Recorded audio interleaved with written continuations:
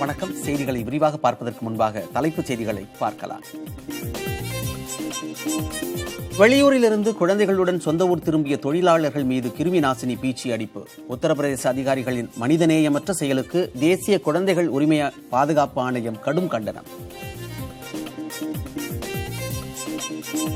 இந்தியாவில் கொரோனாவுக்கு உயிரிழந்தோரின் எண்ணிக்கை 32ஆக அதிகரிப்பு. தமிழகத்தில் 67 பேர் நோய் தொற்றால் பாதிப்பு, 6 பேர் குணமடைந்துள்ளனர்.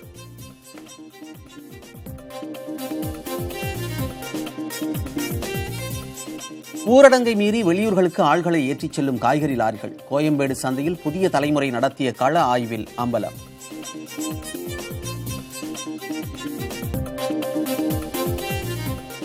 நூற்று 44 தடை விதிக்கப்பட்டிருக்கும் நிலையில் வீட்டு வாடகைதாரர்களின் பிரச்சினை பரிசீலிக்கப்படும். அத்தியாவசிய பொருட்கள் தடையின்றி கிடைப்பதற்கு ஏற்பாடு செய்யப்பட்டிருப்பதாக முதலமைச்சர் பேட்டி. திருச்சியில் இருந்து மலேசியாவுக்கு 3 நாட்களுக்கு சிறப்பு விமான சேவை. தமிழகத்தில் தவிக்கும் மலேசிய தமிழர்களுக்காக பிரத்யேக ஏற்பாடு. திருமணம், மருத்துவம் உள்ளிட்ட அவசர தேவைகளுக்கு மட்டுமே பாஸ் வழங்கப்படும். சென்னை காவல் ஆணையர் ஏ.கே. விஸ்வநாதன் விளக்கம்.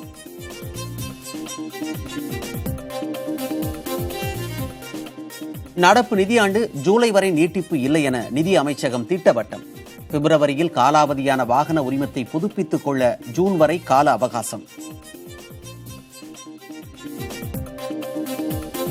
டெல்லி மாநாட்டில் பங்கேற்ற தமிழகத்தைச் சேர்ந்த 1500 பேரில் 16 பேருக்கு கொரோனா பாதிப்பு. தெலங்கானாவில் 6 பேர் உயிரிழந்திருப்பதாக முதலமைச்சர் சந்திரசேகர ராவ் தகவல்.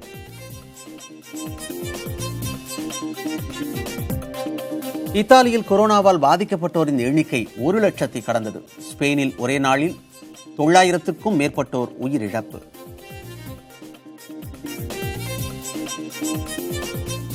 உலக அளவில் கொரோனாவால் உயிரிழந்தோரின் எண்ணிக்கை 37,000-ஐ தாண்டியது.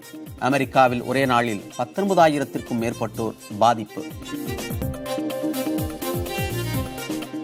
உத்தரப்பிரதேசத்தில் வெளியூர்களில் இருந்து சொந்த ஊர்களுக்கு திரும்பிய தொழிலாளர்கள் மீது கிருமி நாசினி கலந்த நீரை பீச்சி அடித்தது அதிர்ச்சியை ஏற்படுத்தியுள்ளது.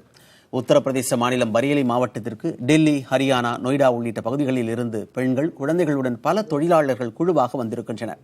சாலையில் அமரச் செய்த பின் அவர்கள் மீது உடல் முழுவதும் கவசம் அணிந்த சில நபர்கள் கிருமி நாசினி கலந்த நீரை பீச்சி அடித்துள்ளனர். இதனை சில காவலர்கள் வேடிக்கை பார்த்துக் கொண்டிருந்தனர். தங்கள் மீது கிருமி நாசினி தெளிக்கப்பட்டதால் கண் எரிச்சல் ஏற்பட்டதாக பெண்களும் குழந்தைகளும் தெரிவித்துள்ளனர். இது மனிதாபிமானமற்ற செயல் என கண்டித்திருக்கும் தேசிய குழந்தைகள் உரிமை பாதுகாப்பு ஆணையம் கிருமி நாசினியை பீச்சி அடித்த அதிகாரிகள் மீது கடும் நடவடிக்கை எடுக்க உத்தரவிட்டுள்ளது. இந்த சம்பவத்திற்கு மனித உரிமை ஆர்வலர்களும் அரசியல் தலைவர்களும் கடும் கண்டனம் தெரிவித்திருக்கிறார்கள். கிருமி நாசினி தெளிக்கப்பட்டது பற்றி விளக்கம் அளித்திருக்கும் உத்தரப்பிரதேசத்தின் பரேலி மாவட்ட நிர்வாகம் தொழிலாளர்கள் மீது குளோரின் கலந்த நீரை மட்டுமே பீச்சி அடித்ததாகவும் அதில் வேதிப்பொருட்களை கலக்கவில்லை எனவும் தெரிவித்திருக்கிறது. அவர்களை இழிவாக நடத்தவில்லை எனவும் சுத்தப்படுத்தவே இந்த செயலை செய்ததாகவும் மாவட்ட நிர்வாகம் தெரிவித்திருக்கிறது. இந்தியாவில் கொரோனா வைரஸால் உயிரிழந்தோரின் எண்ணிக்கை 32ஆக அதிகரித்திருக்கிறது. 1251 பேர் பாதிக்கப்பட்டிருப்பதாக மத்திய சுகாதாரத்துறை அமைச்சகம் தெரிவித்திருக்கிறது. 102 பேர் கொரோனா பாதிப்பில் இருந்து குணமடைந்திருக்கிறார்கள். ஒரே நாளில் புதிதாக 227 பேர் நோய் தொற்றால் பாதிக்கப்பட்டுள்ளனர். இந்தியாவில் அதிகபட்சமாக மகாராஷ்டிராவில் கொரோனாவுக்கு 8 பேர் உயிரிழந்துள்ளனர். 198 பேர் பாதிக்கப்பட்டுள்ளனர். 25 பேர் இந்த நோய் தொற்றில் இருந்து குணமடைந்திருக்கிறார்கள். கேரளாவில் பாதிக்கப்பட்டவர்களின் எண்ணிக்கை 200-ஐ கடந்திருக்கிறது. அந்த மாநிலத்தில் ஒருவர் உயிரிழந்திருக்கும் நிலையில் இதுவரை 19 பேர் குணமாகியிருக்கிறார்கள். குஜராத்தில் 6 பேரும், கர்நாடகா மற்றும் மத்திய பிரதேசத்தில் தலா 3 பேரும் பலியாகி உள்ளனர். தலைநகர் டெல்லியில் கொரோனா பாதிப்புக்கு உள்ளானவர்களின் எண்ணிக்கை 87ஆக அதிகரித்துள்ளது. கொரோனா பாதிப்பு நாளுக்கு நாள் அதிகரித்து வரும் நிலையில் இந்தியாவில் இந்த நோய் தொற்று சமூக பரவலாக மாறவில்லை என்று சுகாதாரத்துறை இணைச் செயலாளர் லவ் அகர்வால் தெரிவித்திருக்கிறார். இதனிடையே டெல்லி மாநாட்டில் பங்கேற்ற 6 பேர் கொரோனா பாதிப்பால் உயிரிழந்திருப்பதாக தெலங்கானா மாநில அரசு அறிவித்திருக்கிறது.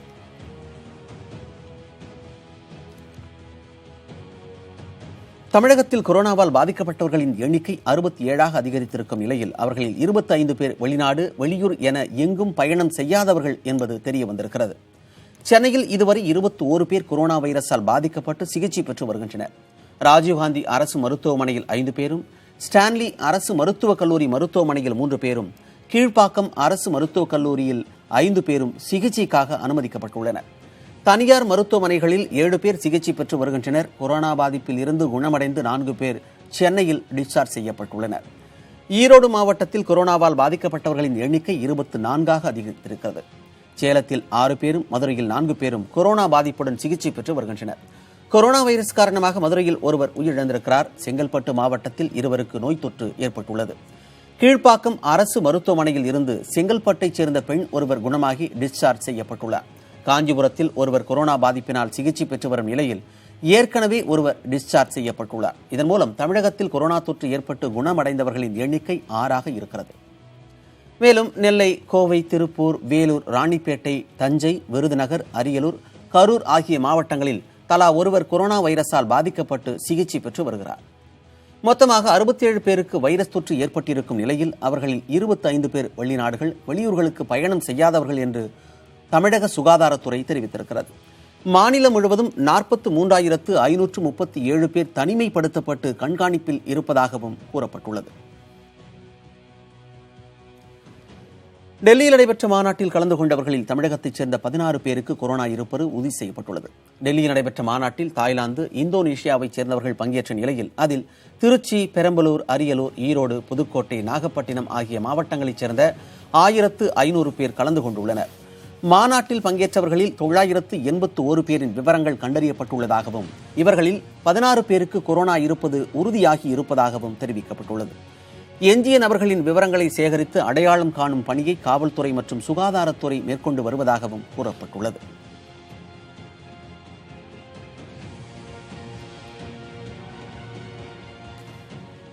வெளிநாடுகளில் இருந்து தமிழகம் வந்தவர்கள் பொறுப்புணர்வோடு செயல்பட்டு தங்களை தனிமைப்படுத்திக் கொள்ள வேண்டும் என்று சுகாதாரத்துறை செயலாளர் பீலா ராஜேஷ் கேட்டுக் கொண்டுள்ளார். இதுகுறித்து ட்விட்டரில் பதிவிட்டிருக்கும் அவர், தங்களின் குடும்ப நலனுக்காகவும் மாநில நலனுக்காகவும் வீடுகளில் தனிமையில் இருப்பதை வெளிநாடுகளில் இருந்து வந்தவர்கள் கட்டாயம் பின்பற்ற வேண்டும் என்றும் தெரிவித்திருக்கிறார்.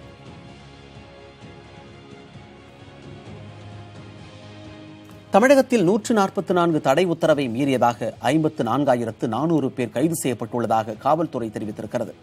கொரோனா வைரஸ் பரவாமல் தடுக்க ஏப்ரல் 14ஆம் தேதி வரை 144 தடை உத்தரவு அமல்படுத்தப்பட்டுள்ளது. மிகவும் அத்தியாவசியமான தேவைகளுக்கு மட்டுமே வீட்டை விட்டு வெளியே வர வேண்டும் என்று அறிவுறுத்தப்பட்டுள்ளது. இந்த நிலையில் தமிழகத்தில் தடை உத்தரவை மீறியதாக இதுவரை 45,847 வழக்குகள் பதிவு செய்யப்பட்டிருப்பதாகவும் 54,400 பேரை கைது செய்து ஜாமீனில் விடுவித்துள்ளதாகவும் காவல்துறையினர் தெரிவித்துள்ளனர். 34,119 வாகனங்கள் பறிமுதல் செய்யப்பட்டுள்ளன. 10,89,108 ரூபாய் அபராதம் வசூலிக்கப்பட்டுள்ளது. அதேபோல் சென்னையில் கடந்த 24ஆம் தேதி முதல் 30ஆம் தேதி வரை 144 தடை உத்தரவை மீறிய குற்றத்திற்காக 2,646 வழக்குகளும், தனிமைப்படுத்தப்பட்ட உத்தரவை மீறிய குற்றத்திற்காக 17 வழக்குகளும் பதிவு செய்யப்பட்டுள்ளன. போக்குவரத்து விதிமுறைகள் மீறல் தொடர்பாக மொத்தம் 9,163 வழக்குகள் பதிவு செய்யப்பட்டுள்ளதாக சென்னை காவல்துறையினர் தெரிவித்திருக்கிறார்கள். நிதியாண்டு நீட்டிக்கப்பட்டுள்ளதாக வெளியான தகவல் உண்மையில்லை என்று மத்திய அரசு விளக்கம் அளித்திருக்கிறது. நடப்பு நிதியாண்டு வரும் ஜூன் மாதம் வரை நீட்டிக்கப்படுவதாக சில ஊடகங்களில் வெளியான செய்திக்கு மத்திய நிதித்துறை அமைச்சகம் மறுப்பு தெரிவித்துள்ளது. இந்திய முத்திரை சட்டத்தில் செய்யப்பட்ட வேறு சில திருத்தங்கள் தொடர்பான அறிவிப்பு சில ஊடகங்களில் தவறாக குறிப்பிடப்பட்டுள்ளதாக தெரிவிக்கப்பட்டுள்ளது. நிதியாண்டு வழக்கம் போல் மார்ச் 31ஆம் தேதியும் முடிவடைவதாகவும் நீட்டிக்கப்படவில்லை என்றும் நிதித்துறை அமைச்சகம் சார்பில் விளக்கம் அளிக்கப்பட்டுள்ளது. முன்னதாக 2020-21ஆம் நிதியாண்டு ஏப்ரல் 1ஆம் தேதிக்கு பதில் ஜூலை 1ஆம் தேதி தொடங்கும் என செய்தி வெளியானது. இதனிடையே பிப்ரவரி 1ஆம் தேதியுடன் முடிந்த வாகனங்களுக்கான அனுமதி, ஓட்டுநர் உரிமம் ஆகியவற்றை புதுப்பிக்க ஜூன் மாதம் 30ஆம் தேதி வரை கால அவகாசம் அளிக்கப்பட்டுள்ளது. சென்னை கோயம்பேடு சந்தைக்கு காய்கறிகள் ஏற்றி வரும் லாரிகள் திரும்பச் செல்லும் போது பொதுமக்களை ஏற்றிச் செல்வது புதிய தலைமுறையின் கள ஆய்வில் தெரிய வந்திருக்கிறது.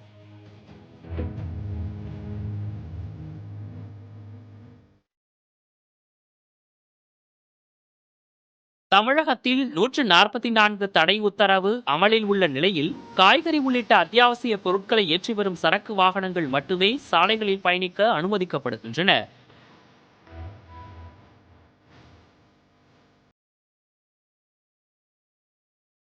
இந்நிலையில் தென் மாவட்டங்களில் இருந்து சென்னை கோயம்பேடு சந்தைக்கு சரக்குகளை ஏற்றி வரும் லாரிகள் திரும்பச் செல்லும் போது 1000 ரூபாய் வரை கட்டணம் வசூலித்து பயணிகளை ஏற்றிக் கொண்டு செல்வது புதிய தலைமுறையின் கள ஆய்வின் மூலம் தெரிய வந்துள்ளது.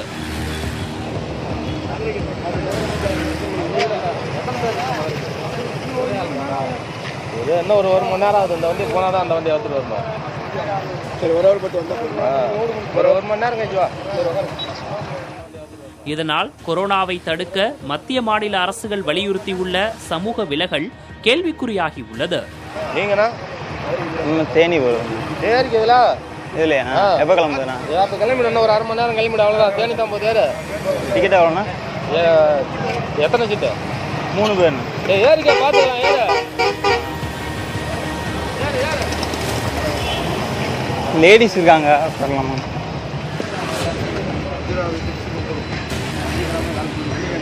உட்கார முடியாது.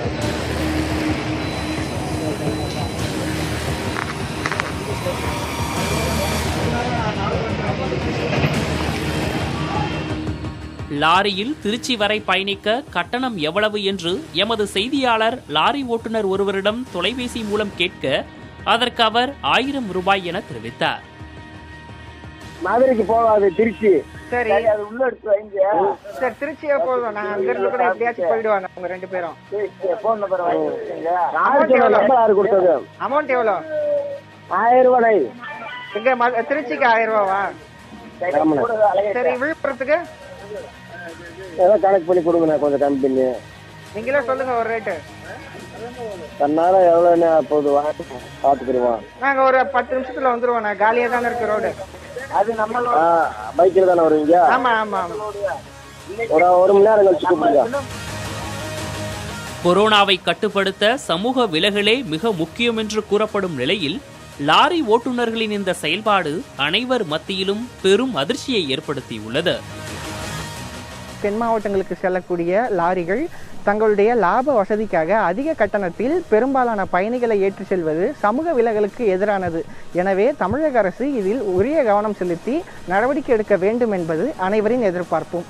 புதிய தலைமுறைக்காக ஒளிப்பதிவாளர் ஐயப்பனுடன் கதிரவன். தொடரும் செய்திகளை சுருக்கமாக பார்க்கலாம்.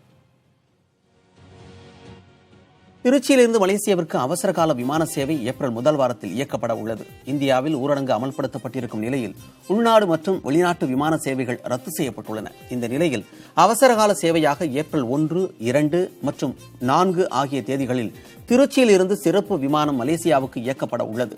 மலேசியாவில் இருந்து ஏப்ரல் 1ஆம் தேதி இரவு 10:35 மணிக்கு திருச்சிக்கு வந்து மீண்டும் திருச்சியிலிருந்து பயணிகளை ஏற்றுக்கொண்டு இரவு 11:25 மணிக்கு மலேசியா நோக்கி செல்லும் என்று தெரிவிக்கப்பட்டுள்ளது. 300க்கும் மேற்பட்ட மலேசிய தமிழர்கள் கடந்த 12 நாட்களாக மலேசியாவுக்கு செல்ல முடியாமல் திருச்சி, மதுரை மற்றும் சென்னையில் தங்கி உள்ளனர். இவர்களை மலேசியா அழைத்துச் செல்ல விமான சேவையை உடனடியாக இயக்க வேண்டும் என்று பெரம்பலூர் தொகுதி MP பாரிவேந்தர் மத்திய அரசை கேட்டுக் கொண்டிருந்தார். இந்த நிலையில் திருச்சியில் இருந்து 3 தினங்களுக்கு மலேசியாவுக்கு இலவச விமான சேவை இயக்கப்படுகிறது. இதுகுறித்து பயணிகள் அனைவருக்கும் தெரிவிக்கப்பட்டுள்ளது. கொரோனா தடுப்பு பணிக்காக முதலமைச்சர் நிவாரண நிதிக்கு கோவையைச் சேர்ந்த மழலையர்கள் தாங்கள் சேமித்து வைத்த 7000 ரூபாயை மாவட்ட ஆட்சியரிடம் வழங்கினர். ஆவாரம்பாளையத்தைச் சேர்ந்த சுரேஷ் என்பவரின் 5 வயது மகன் ரேனா ஜோஷுவாவும் 3 வயது மகள் ஷெர்லியும் சேர்ந்து உண்டியலில் சேமித்து வைத்த 7060 ரூபாயை ஆட்சியர் ராசாமணியிடம் வழங்கினர்.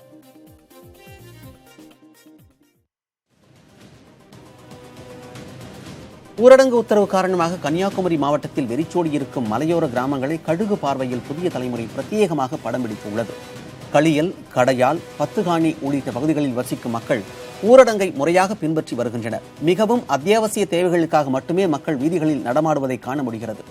அந்த பகுதிகளில் அதிக பரப்பளவில் காணப்படும் ரப்பர் தோட்டங்கள் அமைதியான வனப்பகுதி போல் காட்சியளிக்கின்றன.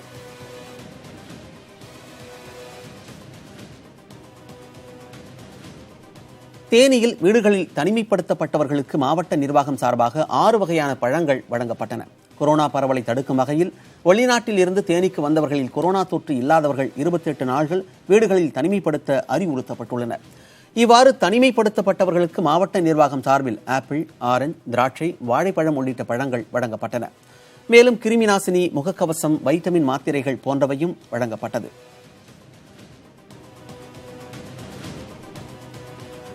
90களில் பிறந்தவர்களுக்கு மிகவும் பிடித்தமான சக்திமான் தொடர் தூர்தர்ஷனில் மீண்டும் ஒளிபரப்பாக உள்ளது. ஊரடங்கு உத்தரவால் வீடுகளுக்குள்ளே இருக்கும் குழந்தைகளுக்கு பொழுதுபோகும் விதமாக நாளை முதல் தூர்தர்ஷனில் சக்திமான் தொடர் 1 மணி நேரம் ஒளிபரப்பாகும் என்று அறிவிக்கப்பட்டுள்ளது. அதேபோல் சாணக்கியா தொடரையும் ஏப்ரல் முதல் வாரத்தில் இருந்து மதிய வேளையில் ஒளிபரப்ப திட்டமிட்டிருப்பதாக கூறப்பட்டுள்ளது.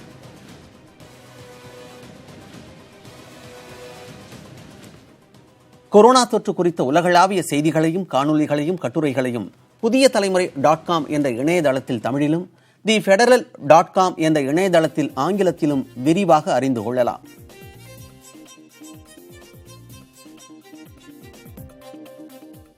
நூற்று 44 தடை உத்தரவு அமலில் உள்ள நிலையில் அவசர கால பயணத்திற்கான அனுமதிச் சீட்டுகளுக்கு காவல்துறையிடம் விண்ணப்பம் செய்வது எப்படி பார்க்கலாம். தமிழகத்திற்குள் அவசர பயணம் மேற்கொள்ள 753000011000 என்ற கட்டுப்பாட்டறை எண்ணிலும் வெளி மாநிலங்களுக்கு பயணம் மேற்கொள்ள GCP Corona 2020@gmail.com என்ற மின்னஞ்சலிலும் விண்ணப்பிக்கலாம் என சென்னை பெருநகர காவல்துறை அறிவிப்பு வெளியிட்டுள்ளது. அதற்காக விண்ணப்பிப்பவர்கள் முழுமையான விவரங்களை அளிக்க வேண்டும். எந்த இடத்திலிருந்து எந்த இடத்திற்கு செல்ல வேண்டும், பயண நாட்கள் எத்தனை என்பது உள்ளிட்ட தகவல்களை தெளிவான தொலைபேசி எண்களுடன் விண்ணப்பிப்பது அவசியம். உதாரணமாக, வெளி மாவட்டத்தில் ஏற்பாடு செய்யப்பட்டுள்ள திருமண நிகழ்வுக்கு செல்ல வேண்டுமென்றால் அதற்காக அச்சிடப்பட்ட அழைப்பிதழ்களை ஆவணமாக சேர்த்து விண்ணப்பிக்க வேண்டும். திருமண நிகழ்வுக்கு இரத்த சொந்தங்களாக உள்ள 7 பேர் வரை மட்டுமே காரில் செல்ல அனுமதிக்கப்படுவர்.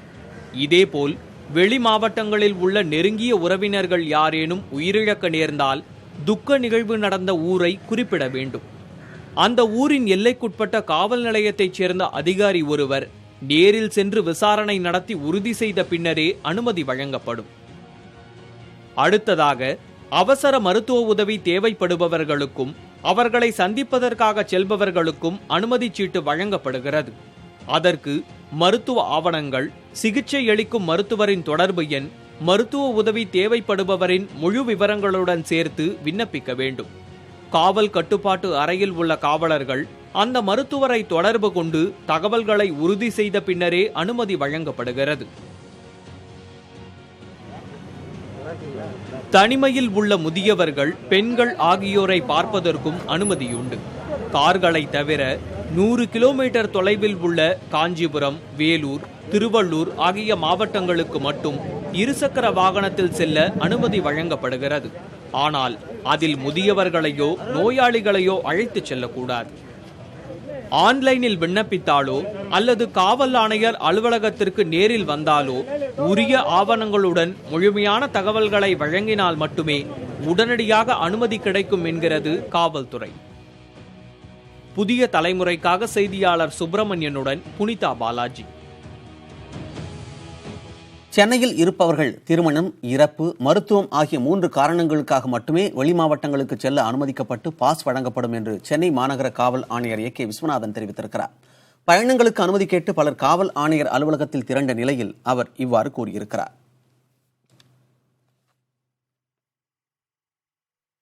தங்களுடைய குடும்பத்தில் அவர் யாராவது இறந்திருந்தால் அந்த காரியங்களுக்கு செல்வதற்காக அவர்களுக்கு பாஸ் வழங்கப்படும். அதேபோல் தங்கள் குடும்பத்தினர் யாருக்கேனும் ஏற்கனவே திருமணம் நிச்சயித்திருந்தால் அதில் கலந்து கொள்வதற்கு இந்த பாஸ் வழங்கப்படும். அப்புறம் மெடிக்கல் எமர்ஜென்சி, ஏதாவது ஒரு காரணங்களுக்காக medical emergency of the family member, நீங்கள் இங்கே கூட்டிகிட்டு போகணும், இந்த ஹாஸ்பிட்டல் கூட்டிகிட்டு போகணும், இல்லை இங்கே சிகிச்சை பெறணும் அப்படிங்கிற ஒரு காரணத்துக்காக, இது 3வது காரணத்துக்காக அந்த பாஸ் வழங்கப்படும். இது 3க்கு தானே தவிர மற்ற எந்த ஒரு ருட்டீன் காரணங்களுக்காக இந்த பாஸ் வழங்கப்பட மாட்டாது. கொரோனா முன்னெச்சரிக்கை நடவடிக்கையாக தியாகராய நகர் காய்கறி சந்தை வேறு இடத்திற்கு மாற்றப்பட்டு விறுவிறுப்பாக விற்பனை நடைபெற்று வருகிறது. இது குறித்து கூடுதல் விவரங்களை வழங்குவதற்காக செய்தியாளர் ராஜ்குமார் நம்மோடு இணைந்திருக்கிறார். ராஜ்குமார், இந்த காய்கறி சந்தை ஒரு இடத்திலிருந்து இன்னொரு இடத்துக்கு மாற்றம் செய்யப்பட்டதற்கு என்ன காரணம்? அங்கிருக்கும் வியாபாரிகளும் பொதுமக்களும் இந்த சமூக விலகலை கடைபிடிக்கிறார்களா?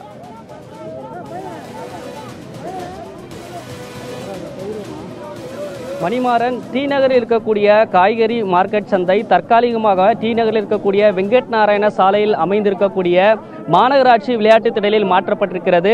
அதனுடைய காட்சிகளை ஒளிப்பதிவாளர் சதீஷ்குமார் தற்பொழுது காண்பித்துக் கொண்டிருக்கிறார்.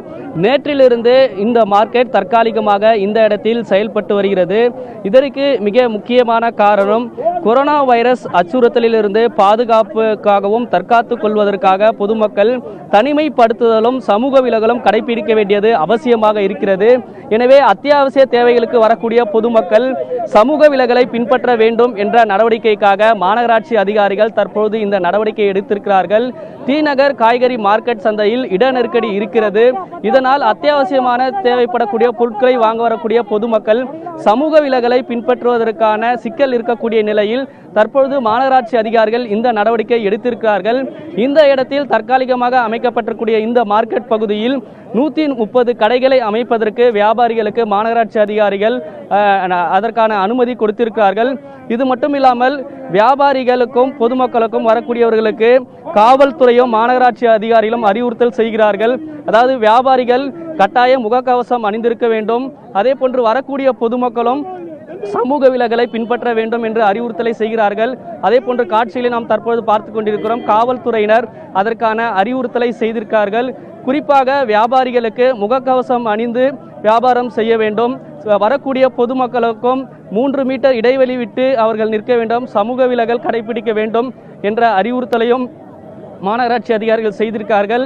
இந்த இடத்தில் மாநகராட்சி அதிகாரிகள், வருவாய்த்துறை மற்றும் காவல்துறை என இணைந்து இந்த மார்க்கெட் பகுதியில் சமூக விலகலை கடைபிடிக்க வேண்டும் என்ற அறிவுறுத்தலை செய்திருக்கிறார்கள். ஏப்ரல் 14ஆம் தேதி வரை தற்காலிகமாக இந்த இடத்தில் மார்க்கெட் செயல்படும் என்று மாநகராட்சி தெரிவித்திருக்கிறது. இது மட்டும் இல்லாமல் வியாபாரிகளுக்கு தேவையான உதவிகளை இந்த இடத்தில் செய்வதாகவும் வரக்கூடிய பொதுமக்களும் சமூக விலகலுக்கு ஒத்துழைப்பு தர வேண்டும் என்று தெரிவித்திருக்கிறார்கள். எனவே ஏப்ரல் 14ஆம் தேதி வரை இந்த இடத்தில் மார்க்கெட் செயல்படுவதற்கும் எப்போதும் போல ஏற்கனவே அறிவித்திருக்க அடிப்படையில் காலை 6 மணி முதல் மதியம் 2:30 மணி வரை மார்க்கெட் இருப்பதற்கான ஏற்பாடுகள் செய்திருக்காங்க. விரிவான தகவல்களை கொடுத்தமைக்கு நன்றி ராஜ்குமார். தொடரும் செய்திகளை சுருக்கமாக பார்க்கலாம்.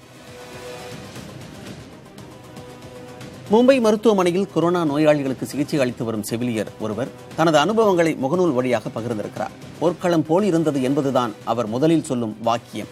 கொரோனா வார்டில் பணிபுரிய வருமாறு அழைத்தபோது முதலில் செவிலியர்கள் பயந்ததாகவும், ஆனால் பணிக்குத்தான் முதலிடம் என்ற அடிப்படையில் வீட்டை கணவரிடம் ஒப்படைத்துவிட்டு பணிக்கு சென்றதாகவும் அவர் கூறியிருக்கிறார்.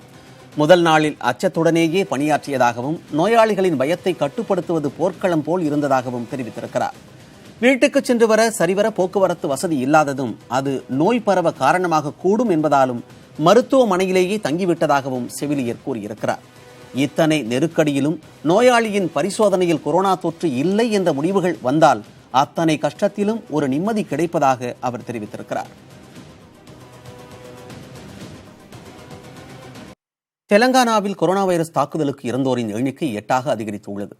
இறந்த 8 பேரில் 6 பேர் டெல்லியில் நடைபெற்ற மத நிகழ்ச்சியில் பங்கு பெற்றவர்கள் ஆவர். இந்த 6 பேரும் கடந்த 2 நாள்களில் ஒருவர் பின் ஒருவராக சிகிச்சை பலனின்றி இறந்துள்ளனர். டெல்லியில் நிஜாமுதீன் பகுதியில் நடைபெற்ற மத வழிபாட்டு நிகழ்ச்சியில் பங்கேற்று திரும்பிய 6 பேர் கொரோனா தாக்குதலால் உயிரிழந்த நிலையில் இந்த நிகழ்ச்சியில் பங்கேற்ற மற்றவர்களும் அது குறித்த தகவலை தாமாக முன்வந்து தெரிவிக்க வேண்டுமென தெலங்கானா முதலமைச்சர் அலுவலகம் கேட்டுக் கொண்டுள்ளது. அவர்களுக்கு அரசு சார்பில் கொரோனா பரிசோதனை செய்யப்படும் என்றும் முதல்வர் அலுவலகம் தெரிவித்துள்ளது. டெல்லியில் மத நிகழ்ச்சி நடந்த பகுதியில் வசிக்கும் 200 பேரை தனிமைப்படுத்தி சிகிச்சை அளிப்பதுடன் அவர்களுடன் தொடர்பில் இருந்தவர்களையும் தேடி கண்டுபிடிக்கும் பணியை டெல்லி மாநில அரசு தொடங்கியிருக்கிறது. மார்ச் 1 தேதியிலிருந்து 15ஆம் தேதி வரை டெல்லியில் நடைபெற்ற நிகழ்ச்சியில் தமிழகம், தெலங்கானா, அந்தமான், காஷ்மீர் உள்ளிட்ட பகுதிகளில் இருந்து ஆயிரக்கணக்கானோர் பங்கேற்றதாக காவல்துறையினர் தெரிவித்தனர். டெல்லியில் 144 தடை உத்தரவு அமலில் இருந்தபோது அனுமதியின்றி இந்த கூட்டம் நடத்தப்பட்டதாக காவல்துறையினர் தெரிவித்துள்ளனர். இதற்கிடையில் இந்த நிகழ்ச்சிக்கு ஏற்பாடு செய்தவர் மீது முதல் தகவல் அறிக்கை பதிவு செய்ய டெல்லி முதல்வர் அரவிந்த் கெஜ்ரிவால் உத்தரவிட்டுள்ளார். டெல்லியில் நடைபெற்ற இந்த நிகழ்ச்சியில் ஈரோட்டில் இருந்து 33 பேர் பங்கேற்றதாகவும், இவர்களில் பலர் கொரோனா தாக்குதலுக்கு ஆளாகி சிகிச்சை பெற்று வருவதாகவும் அந்த மாவட்ட ஆட்சியர் கதிரவன் தெரிவித்திருப்பது குறிப்பிடத்தக்கது. கொரோனா வைரஸை எதிர்கொள்ள சமூக நல அமைப்புகளின் சேவை நாட்டிற்கு தேவைப்படுவதாக பிரதமர் நரேந்திர மோடி தெரிவித்திருக்கிறார். சமூக நலனுக்காக சேவை புரியும் அமைப்புகளின் பிரதிநிதிகளோடு காணொலி காட்சி மூலம் பிரதமர் நரேந்திர மோடி உரையாற்றினார். நாடு வரலாறு காணாத ஒரு சிக்கலை சந்தித்துக் கொண்டிருப்பதாகவும் இதனால் சமூக நல அமைப்புகளின் சேவை முன் எப்போதும் இல்லாத அளவு தேவைப்படுவதாகவும் கூறினார். இந்த அமைப்புகள் ஏழைகளுக்கு வசதிகளை ஏற்பாடு செய்வதில் பெரும் பங்காற்றலாம் என்று கூறிய அவர், தங்களிடம் உள்ள மருத்துவ வசதிகளையும் தன்னார்வலர்களையும் நோயாளிகளுக்கும் சேவை தேவைப்படுவோருக்கும் பயன்படுத்தலாம் என்றும் தெரிவித்தார். கொரோனா சவாலை எதிர்கொள்ள இணைந்து பணியாற்ற வேண்டியதன் அவசியத்தை எடுத்துரைத்த பிரதமர் நரேந்திர மோடி இந்த பரவலை கட்டுப்படுத்த சமூக விலகலின் அவசியம் குறித்த விழிப்புணர்வை மேலும் பரவச் செய்ய வேண்டும் என்று கேட்டுக்கொண்டார். உத்தரப்பிரதேசத்தில் வெளியூர்களில் இருந்து சொந்த ஊர்களுக்கு திரும்பிய தொழிலாளர்கள் மீது கிருமி நாசினி கலந்த நீரை பீச்சி அடித்தது அதிர்ச்சியை ஏற்படுத்தி உள்ளது. உத்தரப்பிரதேச மாநிலம் பரேலி மாவட்டத்திற்கு டெல்லி, ஹரியானா, நொய்டா உள்ளிட்ட பகுதிகளில் இருந்து பெண்கள், குழந்தைகளுடன் பல தொழிலாளர்கள் குழுவாக வந்திருக்கின்றனர். சாலையில் அமரச் செய்த பின் அவர்கள் மீது உடல் முழுவதும் கவசம் அணிந்த சில நபர்கள் கிருமி நாசினி கலந்த நீரை பீச்சி அடித்துள்ளனர். இதனை சில காவலர்கள் வேடிக்கை பார்த்து கொண்டிருந்தனர். தங்கள் மீது கிருமி நாசினி தெளிக்கப்பட்டதால் கண் எரிச்சல் ஏற்பட்டதாக பெண்களும் குழந்தைகளும் தெரிவித்துள்ளனர். இது மனிதாபிமானமற்ற செயல் என கண்டித்திருக்கும் தேசிய குழந்தைகள் உரிமை பாதுகாப்பு ஆணையம் கிருமி நாசினியை பீச்சி அடித்த அதிகாரிகள் மீது கடும் நடவடிக்கை எடுக்க உத்தரவிட்டுள்ளது. இந்த சம்பவத்திற்கு மனித உரிமை ஆர்வலர்களும் அரசியல் தலைவர்களும் கடும் கண்டனம் தெரிவித்திருக்கிறார்கள். கிருமி நாசினி தெளிக்கப்பட்டது பற்றி விளக்கம் அளித்துள்ள உத்தரப்பிரதேசத்தின் பரேலி மாவட்ட நிர்வாகம், தொழிலாளர்கள் மீது குளோரின் கலந்த நீரை மட்டுமே பீச்சி அடித்ததாகவும் அதில் வேதிப்பொருள்களை கலக்கவில்லை எனவும் தெரிவித்துள்ளது. அவர்களை இழிவாக நடத்தவில்லை எனவும் சுத்தப்படுத்தவே இந்த செயலை செய்ததாகவும் மாவட்ட நிர்வாகம் தெரிவித்துள்ளது.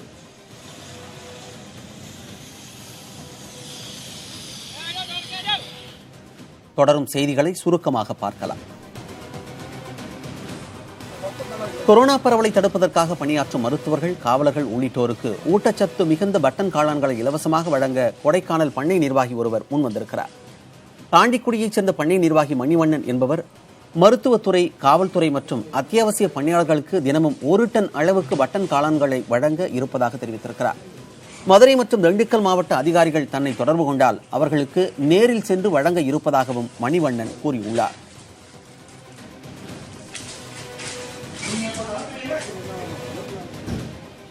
சென்னை அம்பத்தூர் பகுதியில் தங்க இடமின்றியும் உணவின்றியும் தவித்த 700 வடமாநில தொழிலாளர்களுக்கு காவல்துறையினர் உதவிக்கரம் நீட்டினர். அம்பத்தூர் தொழிற்பேட்டை பகுதிகளில் உள்ள ஆலைகளில் வடமாநிலத்தவர்கள் ஆயிரக்கணக்கானோர் பணி செய்கின்றனர். கொரோனா அச்சுறுத்தல் காரணமாக இவர்களை வீட்டை காலி செய்யும்படி உரிமையாளர்கள் கூறியதாகவும் இதனால் வட மாநிலத்தவர்கள் பாதிப்புக்கு உள்ளானதாகவும் தெரிகிறது. இந்த நிலையில் வட மாநில தொழிலாளர்கள் தங்கியிருந்த ஒவ்வொரு வீடாக சென்று அவர்களது வீட்டின் உரிமையாளர்களை அழைத்து அடுத்த 3 மாதத்திற்கு அவர்களை வீடு காலி செய்ய சொல்ல வேண்டாம் எனவும் வீட்டு வாடகை கேட்க வேண்டாம் எனவும் அம்பத்தூர் தொழிற்பேட்டை காவல்துறையினர் வேண்டுகோள் விடுத்தனர். அத்துடன் மாநகராட்சியை அணுகி உணவின்றி தவித்தவர்களுக்கு உணவு ஏற்பாடுகளையும் செய்து கொடுத்து மனித நேயம் காத்தனர்.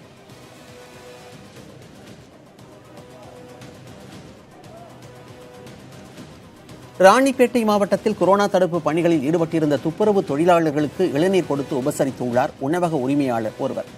சோளிங்கரில் சிறிய உணவகம் நடத்தி வரும் ரஜினிகாந்த் என்பவர்தான் இவ்வாறு கௌரவம் செய்திருக்கிறார். அங்கு கொரோனா தடுப்பு மற்றும் விழிப்புணர்வு பணிகளில் ஈடுபட்டுள்ள 100க்கும் அதிகமானோரை அவர் அதிகாரிகள் அனுமதியுடன் ஓரிடத்தில் திரட்டினார். அவர்களை சமூக விலகல் முறைப்படி இடைவெளி விட்டு வரிசையில் நிற்க வைத்து இளநீர் கொடுத்து உபசரித்தார் அந்த ரஜினிகாந்த்.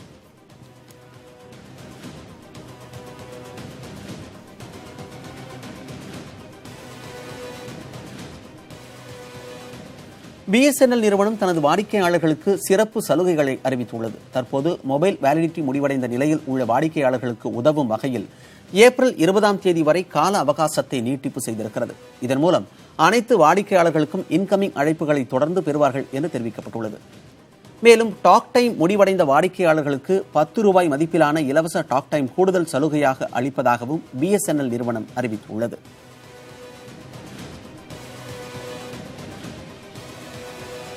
ஊரடங்கு உத்தரவின் காரணமாக சென்னையில் வேலைக்கு செல்ல முடியாத தினக்கூலி ஊழியர்கள் வீட்டு வாடகை செலுத்த முடியாமல் தவித்து வருவதாகவும் வாடகை செலுத்த அவகாசம் அளிக்கும் வகையில் அரசு நடவடிக்கை எடுக்க வேண்டும் என்றும் கோரிக்கை விடுத்திருக்கிறார்கள். தினம் தினம் உழைத்தால்தான் உணவு என்ற நிலையில் 21 நாள் ஊரடங்கால் தற்போது வாடகையை செலுத்த முடியாத நிலைக்கு தள்ளப்பட்டுள்ளனர் தினக்கூலி தொழிலாளர்கள். வடசென்னை பகுதியில் பெரும்பாலும் தினக்கூலி தொழிலாளர்கள் வாழ்ந்து வருகின்றனர். 3000 முதல் 8000 வரை வாடகை இருக்கும் வீடுகளில் வசிக்கும் இந்த மக்கள் வேலையில்லாத சூழலில் வாடகையை எவ்வாறு செலுத்துவது என விழிப்பிதுங்கி இருக்கின்றனர். அதுதான் தள்ளி கட்டுற மாதிரி கிடைச்சா நல்லதாக இருக்கும். இப்போதைக்கு இது பண்ணுறதே இது ஒரு நாளைக்கு அட்ஜஸ்ட்மெண்ட்டில் தான் வியாபாரம் பண்ணின்னு இருக்கோம். நாங்கள்லாம் எல்லாம் அப்படி தான் போகுது. ஒரு நாள் அன்றாடம் பொழுப்பு தான். டெய்லியும் வியாபாரம் பண்ணால் தான் சாப்பாட்டுக்கு வழி எல்லாம் பண்ண அட்ஜஸ்ட் பண்ணி பார்க்குறோம். இல்லைன்னா வழி இல்லை சார். சுத்தமாக சார் எங்களுக்கு வாழ்வாதாரமே இல்லை. இப்போது கார்பரேட் நாங்கள் போனால் தான் ஒர்க்கு எங்களுக்கு. இப்போ இருக்கிற சூழ்நிலைக்கு எதுவும் சொல்ல முடியாத சூழ்நிலைக்கு எங்களுக்கு கவர்மெண்ட் ஹெல்ப் பண்ணால் தான் நல்லாயிருக்கும். உணவுக்கு கூட வழி இல்லாமல் தவித்து வருவதாக கூறும் தொழிலாளர்கள் வாடகை செலுத்துவதற்கு கால அவகாசம் அளிக்க வேண்டும் என கோரிக்கை வைக்கின்றனர். ஒன்றுமே தள்ளிலாம் கட்ட வேணாம்னு சொல்லியிருக்கிறாங்க. உடனே கட்டு தான் சொல்கிறாங்க. இப்போ வேலை கிடையாது. எங்களுக்கு சாப்பாட்டுக்கு ரொம்ப கஷ்டமாக இருக்குது. ஒரு தக்காளியே 50 ரூபா சொல்கிறாங்க. அப்போ எப்படி சாப்பிட்றது? வாடகை எப்படி கட்டுறது? வேலை எங்களுக்கு 200 ரூபா மாதம் 6000 ரூபா சம்பளம். வேலையே இப்போ கிடையாது. இப்போ இந்த மாதம் சம்பளமே தரல. இன்னும் போனாதான். ஊரடங்கு உத்தரவால் பாதிக்கப்பட்டுள்ள வெளிமாநில தொழிலாளர்கள் உள்ளிட்ட தொழிலாளர்களிடமிருந்து 1 மாதத்திற்கு வீட்டு வாடகை வாங்கக்கூடாது என மத்திய உள்துறை அமைச்சகம் உத்தரவிட்டுள்ளது. தமிழக அரசும் வாடகை பிரச்சினை தொடர்பாக பரிசீலிப்பதாக தெரிவித்துள்ளனர்.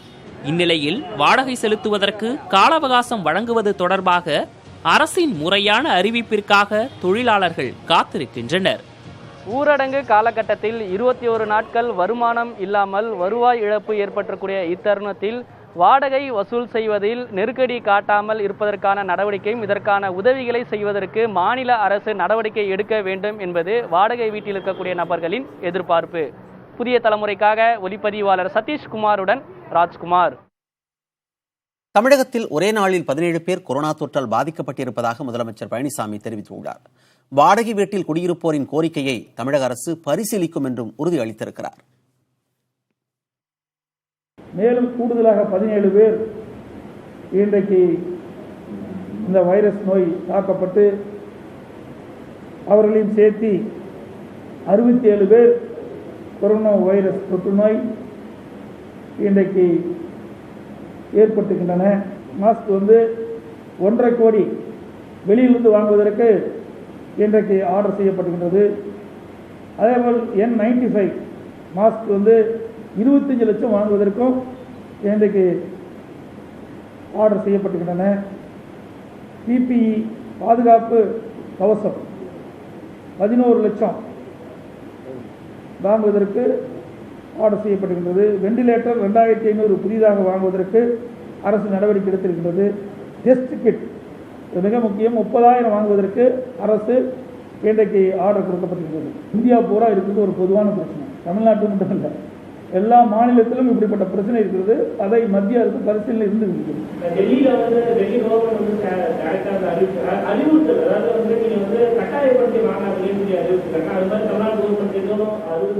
அடிப்படையாக ஒவ்வொரு பிரச்சனையாக தீர்த்துட்டு வரும். இந்த பிரச்சனையும் அரசு கவனத்தில் எடுத்துக்கணும். நம்ம தமிழ்நாட்டில் அவர்களுக்கு நாம் என்னென்ன உதவி செய்யணுமோ அதே உதவியை மற்ற மாநிலம் செய்ய வேண்டும் சொல்லியிருக்கிறோம். அதுக்கு உண்டான செலவை நம்ம மாநில அரசு கொடுக்கணும்னு சொல்லியிருக்கோம். இன்றைக்கி மகாராஷ்டிராவில் ஒரு 600 பேர் இருக்கான்னு தகவல் வந்தது. அந்த முதலமைச்சர் நாங்கள் நீங்கள் தேவையான உதவி செய்யுங்க, உங்களுக்கு தேவையான என்ன செலவாகதோ நாங்கள் அனுப்புகிறோன்னு சொன்னோம். புதுச்சேரியில் வசிக்கும் புலம்பெயர்ந்த தொழிலாளர்கள் மற்றும் மாணவர்களிடம் வாடகையை செலுத்த கோரி வீட்டு உரிமையாளர்கள் நிர்பந்திக்கக்கூடாது என அம்மாநில அரசு வலியுறுத்தியிருக்கிறது. இது தொடர்பாக வெளியிடப்பட்ட செய்திக்குறிப்பில் ஊரடங்கு காலத்தில் கடைபிடிக்கப்பட வேண்டிய வழிமுறைகள் அறிவிக்கப்பட்டுள்ளன. அதன்படி தனியார் நிறுவன ஊழியர்களுக்கு மாத ஊதியத்தை பிடித்தம் செய்யாமல் குறிப்பிட்ட நாள்களுக்குள் வழங்க வேண்டும் என தெரிவிக்கப்பட்டுள்ளது. வெளிமாநில தொழிலாளர்களுக்கு உணவும் தங்கும் இடமும் ஏற்படுத்தி தர வேண்டும் என புதுச்சேரி அரசு அறிவுறுத்தியுள்ளது. கொரோனா பரவலை தடுக்க மேற்கொண்டு வரும் முயற்சிகளுக்கு மக்கள் ஒத்துழைப்பு தர வேண்டும் என புதுச்சேரி அரசு கேட்டுக் கொண்டுள்ளது.